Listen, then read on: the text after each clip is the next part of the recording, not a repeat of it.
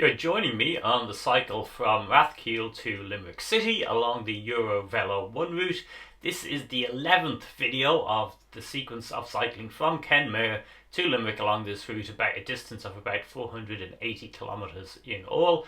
So we're leaving Rathkeale. One interesting thing about Rathkeale is a lot of the population are descended from German refugees, the Palatines, who arrived there from 1709. And it's quite an old history, so this is an interesting spot. This is the Stoney Man, and it's a statue of Vulcan on what is an old forge. They think it's an old silver forge, in fact, and it's on maps from 1800 on.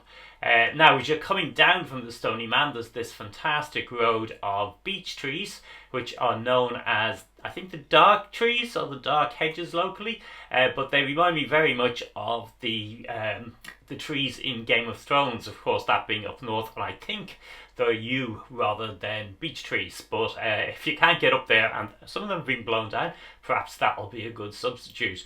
The Stoney Man appears on maps of the area from 1800, and according to local historian Patrick Comerford, who has a blog, it's thought to have been carved by Martin Scanlon, a craftsman born nearby at Blossom Hill in Rathkeale in the 1740s. He also says that it would have been an expensive bit of work even at the time, and that locally it's regarded as a bit of a scary figure by children.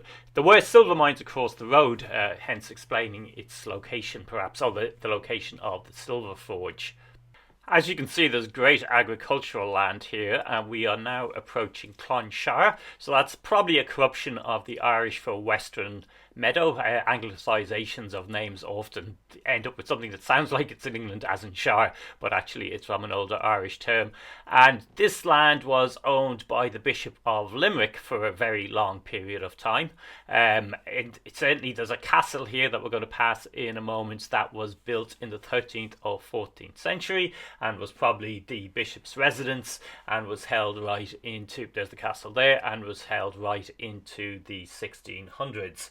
As we're going through this section of our journey, we're kind of leaving the history of the Desmond Rebellion behind, and the reason for that is that in 1580 the English forces, or the Crown forces, took Carrickfoyle Castle at the mouth of the Shannon, which was held by the Desmonds. Now, once they'd taken that castle, it basically meant the Shannon was no use as a supply route for the Desmonds, and that cut off Limerick City and also the garrison at Askeaton, which is somewhat along the Shannon, basically between Limerick and the mouth. The Spanish garrison there destroyed the castle walls and left, and that in turn led to the abandonment of castles at Newcastle West and elsewhere.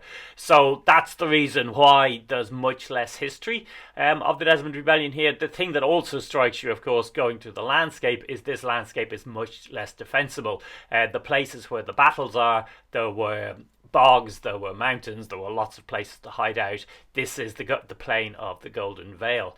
So here we've gone around the town of Adair. There's a very busy national road goes through it. You could take that national road through it. You have the usual problem as you're heading towards river crossings and the Maguire there, that there's very few bridges. So basically your choice are the very busy national road bridge that runs at one end of Adair, and to get to that bridge you're on the national road for about 2 to 3 kilometres in total, or this other bridge that is down this very quiet set of back roads and avoids a lot of that traffic. You may want to detour into Adair, and in fact that will become easier in the future because they're building a bypass. Hopefully that will take a lot of the traffic out of the town. It's always a constant traffic jam. It's a pretty little town with, I think, 3 abbeys, a couple of castles, and a big manor, golf club, luxury hotel complex. And a lot of the main street is built in a kind of quaint English style cottages, if you know what I mean. So it might be a point of interest for you to pop into. In terms of the Desmond Rebellion, it has got one interesting bit of history to it, which was it was actually before that held by the Earls of Kildare, but after Silken Thomas's rebellion, too long a story to get into here, but basically in 1547 Edward VI hands over the lands of the Earls of Kildare to the Earls of Desmond around here, and of course the Desmonds then rebelled just 10 years later. Patrickswell here is notable as one of the key sites of the longest battle of the Irish Civil War, and basically that's after the Free State forces have taken Limerick City. They're trying to push out, and there's a real stand made by the regulars on 3 of the hilltops around here, which includes a significant counterattack using homemade armoured cars that initially drove the Free State forces back, but which was then rolled up. Most of the Civil War battles are relatively brief affairs, and also they tend to be more guerrilla warfare type things. This was one of the few battles that was a fixed one in place. So here we are reaching Limerick City itself.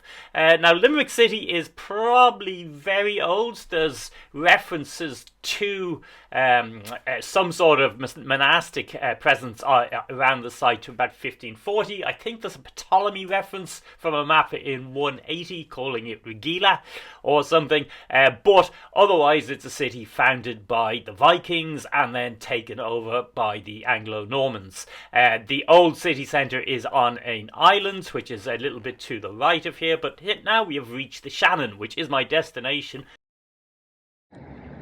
And 6 days later, I've completed the segment of EV1 from Kenmare to Limerick City. There's the Shannon behind me. Of course, next stage, the next long stage I intend to do, but not now, is from here to Galway. Here's my route on cycle.travel that I've been following over the last 10 videos. Hopefully this will tempt you to take this route yourself. Do give me a follow on Instagram and TikTok, where I'm also eBike touring live. I basically post live photos there as I'm doing the cycling. These YouTubes take me months to put take me quite a while to put together some months later.